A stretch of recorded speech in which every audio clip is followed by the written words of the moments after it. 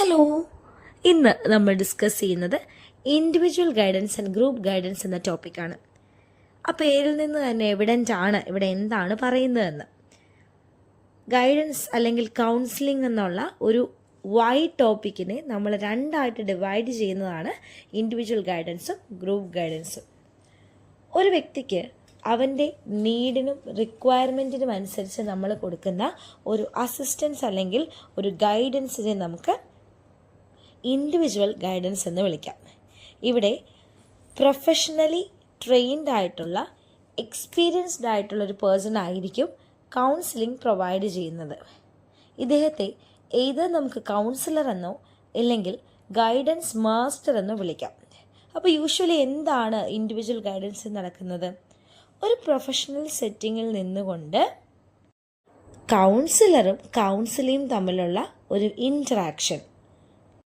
ഇവിടെ കൗൺസിലി അതായത് help seek ചെയ്യുന്ന ഗൈഡൻസ് എടുക്കുന്ന ആള് എയ്തർ ഒരു എഡ്യൂക്കേഷണൽ അല്ലെങ്കിൽ ഒരു വൊക്കേഷണൽ, ഇതൊന്നും അല്ലെങ്കിൽ ഒരു ഇമോഷണൽ പ്രോബ്ലത്തിലൂടെ കടന്നു പോകുന്ന വ്യക്തിയായിരിക്കും. സോ കൗൺസിലിംഗ് സെഷനിലൂടെ കൗൺസിലർ കൗൺസിലിയുടെ പ്രോബ്ലം എന്താണ് എന്ന് ഡയഗ്നോസ് ചെയ്യുന്നു. ആൻഡ് അതിനുശേഷം കൗൺസിലിക്ക് തൻ്റെ പ്രശ്നം എന്ത് എന്ന് മനസ്സിലാക്കാനുള്ള ഒരു ഓപ്പർച്യൂണിറ്റി കൗൺസിലർ കൊടുക്കുന്നു. ഇതിലൂടെ ആ പ്രോബ്ലം എന്തെന്ന് കൗൺസിലർ തിരിച്ചറിയുന്നു. ആൻഡ് ഈ ഡിഫിക്കൾട്ട് സിറ്റുവേഷനെ എങ്ങനെ ഓവർകം ചെയ്യാം എന്നുള്ളൊരു സൊല്യൂഷനിലേക്ക്, ആ ഒരു ഒബ്ജക്റ്റീവിലേക്ക് കൗൺസിലി എത്തുന്നു. ഇവിടെ ഒട്ടും തന്നെ ജഡ്ജ്മെൻ്റിലാവാതെ, കൗൺസിലിയെ വീക്കൺ ചെയ്യാതെ, അവൻ്റെ ആ ഒരു അനാലിസിസിലൂടെ അവൻ്റെ നീഡ്സിനെ മനസ്സിലാക്കി അവനെ സ്ട്രെങ്തൻ ചെയ്യുന്ന ഒരു പ്രൊസീജിയറാണ് കൗൺസിലർ മുന്നോട്ട് വയ്ക്കുന്നത്. കൗൺസിലറിൻ്റെ ഏറ്റവും വലിയ ഫോക്കസ് എന്ന് പറയുന്നത് കൗൺസിലിക്ക് താൻ എന്താണ് എന്നുള്ളൊരു ബോധ്യം, ഒരു സെൽഫ് റിയലൈസേഷൻ കൊടുക്കുക എന്നതാണ്. നമുക്കറിയാം ഓരോ വ്യക്തിയും യുണീക്കാണ്. ഓരോരുത്തരുടെ ഇൻട്രസ്റ്റും ഡ്രോബാക്സും അവരുടെ പോസിറ്റീവ് സൈഡും ഡിസ്ലൈക്സും എല്ലാം വ്യത്യസ്തമാണ്.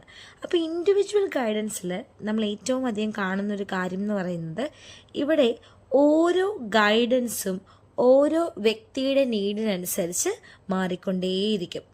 എന്നാൽ എല്ലാവർക്കും അറ്റ് എ ടൈം ഈ ഒരു ഗൈഡൻസ് എടുക്കേണ്ടതായിട്ടും വരുന്നുണ്ട്. ചിലർ കോൺസ്റ്റൻ്റ് ആയിട്ട് ത്രൂ ഔട്ട് അവരുടെ ലൈഫിൽ ഈ ഒരു ഗൈഡൻസ് സീക്ക് ചെയ്തുകൊണ്ടിരിക്കും.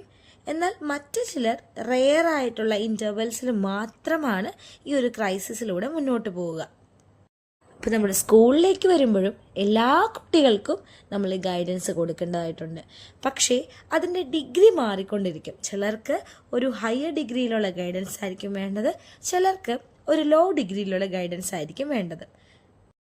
അപ്പോൾ ഒരു പ്രോപ്പർ ഗൈഡൻസ് ഇല്ലെങ്കിൽ ഒരു പ്രോപ്പർ സ്റ്റുഡൻറ്റ് റോങ് പാത്തിലേക്ക് പോകാനുള്ള ചാൻസും ഉണ്ട്. പ്രോപ്പർ ഗൈഡൻസോട് കൂടി ഒരു ആവറേജ് സ്റ്റുഡൻറ്റ് ബെറ്റർ പൊസിഷനിലേക്ക് വരാനുള്ള ചാൻസും ഉണ്ട്. അപ്പോൾ ഇൻഡിവിജ്വൽ ഗൈഡൻസിൻ്റെ മേജർ ഫീച്ചേഴ്സ് എന്തൊക്കെയാണ്? സെൽഫ് അണ്ടർസ്റ്റാൻഡിങ് എന്തെന്ന് കുട്ടികളിൽ മനസ്സിലാക്കാനായിട്ട് ഇൻഡിവിജ്വൽ ഗൈഡൻസ് ഹെൽപ്പ് ചെയ്യുന്നു. അതുപോലെ ഇമോഷണൽ ആൻഡ് സോഷ്യൽ അഡ്ജസ്റ്റ്മെൻറ്റുകളോട് അഡാപ്റ്റബിൾ ആവാനായിട്ട് കുട്ടികളെ ഇൻഡിവിജ്വൽ ഗൈഡൻസ് ഹെൽപ്പ് ചെയ്യുന്നു. തൻ്റെ വീക്ക്നെസ്, സ്ട്രെങ്ത്, കപ്പാസിറ്റി, പൊട്ടൻഷ്യാലിറ്റി ഇതെല്ലാം മനസ്സിലാക്കിക്കൊണ്ട് പേഴ്സണൽ ഡെവലപ്മെൻറ്റിന് ഇൻഡിവിജ്വൽ ഗൈഡൻസ് ഹെൽപ്ഫുൾ ആവുന്നുണ്ട്. തൻ്റെ ലൈഫിലെ ഓരോ ചലഞ്ചസിനെയും, അത് പേഴ്സണൽ ആയിക്കോട്ടെ, എഡ്യൂക്കേഷനിലായിക്കോട്ടെ, ഇമോഷണൽ ആയിക്കോട്ടെ, എന്തും ആയിക്കോട്ടെ, ഇതിനെ ഓവർകം ചെയ്യാനായിട്ട് ഇൻഡിവിജ്വൽ ഗൈഡൻസിലൂടെ ഒരു വ്യക്തിക്ക് സാധ്യമാവുന്നു. ഒരു ഹാർമോണിയസ് ലൈഫ് ക്രിയേറ്റ് ചെയ്യുവാനും ഇൻഡിവിജ്വൽ ഗൈഡൻസ് വളരെയധികം ഹെൽപ്ഫുള്ളാണ്. നമ്മുടെ റെസ്പോൺസിബിലിറ്റി എന്താണ്, എങ്ങനെ ഒരു റെസ്പോൺസിബിൾ മെമ്പർഷിപ്പ് നമുക്ക് സൊസൈറ്റിയിൽ കീപ്പ് ചെയ്യാം തുടങ്ങിയ കാര്യങ്ങളും നമുക്ക് ഇൻഡിവിജ്വൽ ഗൈഡൻസിലൂടെ പഠിക്കാനായിട്ട് സാധിക്കും. ഇനി നമ്മൾ രണ്ടാമത്തെ ബ്രാഞ്ചിലേക്ക് വരുന്നു, ഗ്രൂപ്പ് ഗൈഡൻസ് ഇതൊരു ഗ്രൂപ്പ് ആക്ടിവിറ്റിയാണ്. ഒരു ഗ്രൂപ്പ് ഓഫ് മെമ്പേഴ്സിന് നമ്മൾ ഒരേ സമയത്ത് കൊടുക്കുന്ന ഗൈഡൻസ് ആണ് ഗ്രൂപ്പ് ഗൈഡൻസ് എന്ന് പറയുന്നത്. ഇവിടെ ഒരു കോമൺ ഇഷ്യൂ ആയിരിക്കും ഡിസ്കസ് ചെയ്യപ്പെടുന്നുണ്ടാവുക.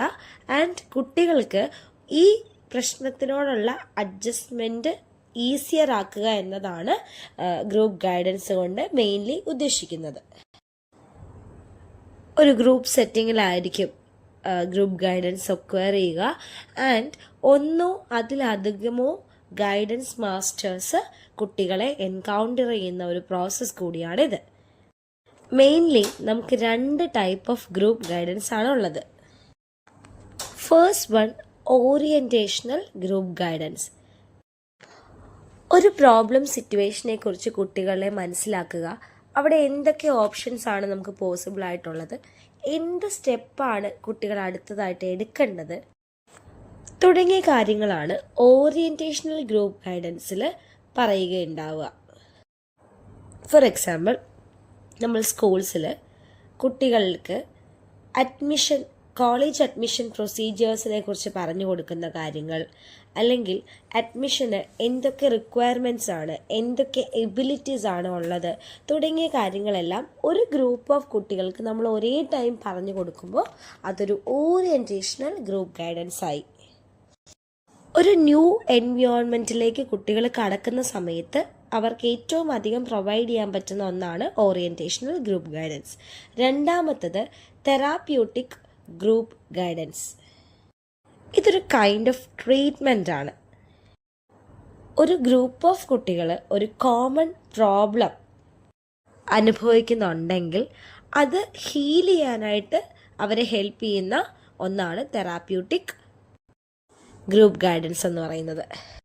ഫോർ എക്സാമ്പിൾ, ഇപ്പോൾ ഒരു ടോപ്പിക്കാണ് എക്സാം ആൻസൈറ്റി. അപ്പോൾ എന്തുകൊണ്ടാണ് എക്സാം ആൻസൈറ്റി വരുന്നത്, അത് എങ്ങനെയൊക്കെ നമ്മളെ ബാധിക്കാം, അല്ലെങ്കിൽ എന്തൊക്കെ കോപ്പിംഗ് സ്ട്രാറ്റജീസ് ആണ് നമുക്ക് എക്സാം ആൻസൈറ്റിക്ക് എതിരെ ഉപയോഗിക്കാൻ പറ്റുന്നത് തുടങ്ങിയ കാര്യങ്ങളെല്ലാം ഡിസ്കസ് ചെയ്യുമ്പോൾ അതൊരു തെറാപ്യൂട്ടിക് ഗ്രൂപ്പ് ഗൈഡൻസ് ആയിട്ട് മാറി. ഇനി നമ്മൾ നോക്കുന്നത് ഗ്രൂപ്പ് ഗൈഡൻസിൻ്റെ എയിംസ് എന്തൊക്കെയാണ് എന്നാണ്. മെയിൻലി നമുക്ക് 4 എയിംസ് ആണുള്ളത്. ഫസ്റ്റ് വൺ, ഒരു കോമൺ പ്രോബ്ലം ഐഡൻറ്റിഫൈ ചെയ്യുക. സെക്കൻഡ് വൺ, ഈ കോമൺ പ്രോബ്ലത്തെക്കുറിച്ചുള്ള എല്ലാ യൂസ്ഫുൾ ഇൻഫർമേഷൻസും കുട്ടികളിലേക്ക് എത്തിക്കുക. ആൻഡ് അതിനൊരു സൊല്യൂഷൻ കുട്ടികൾക്ക് പറഞ്ഞു കൊടുക്കുക. തേർഡ് വൺ, സെൽഫ് അണ്ടർസ്റ്റാൻഡിങ്ങിനുള്ള എക്സ്പീരിയൻസസും ഓപ്പർച്യൂണിറ്റീസും കുട്ടികൾക്ക് പ്രൊവൈഡ് ചെയ്യുക.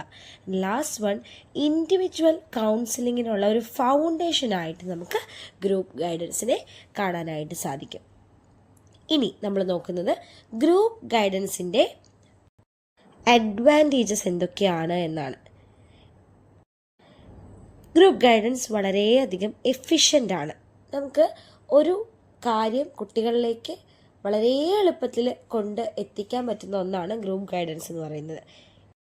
സെക്കൻഡ് തിങ്, ഇത് വളരെയധികം എക്കണോമിക് ആണ്. അതായത് കോസ്റ്റ് എഫക്റ്റീവായിട്ട് നമുക്ക് നടത്താൻ പറ്റുന്ന ഒന്നാണ് ഗ്രൂപ്പ് ഗൈഡൻസ്.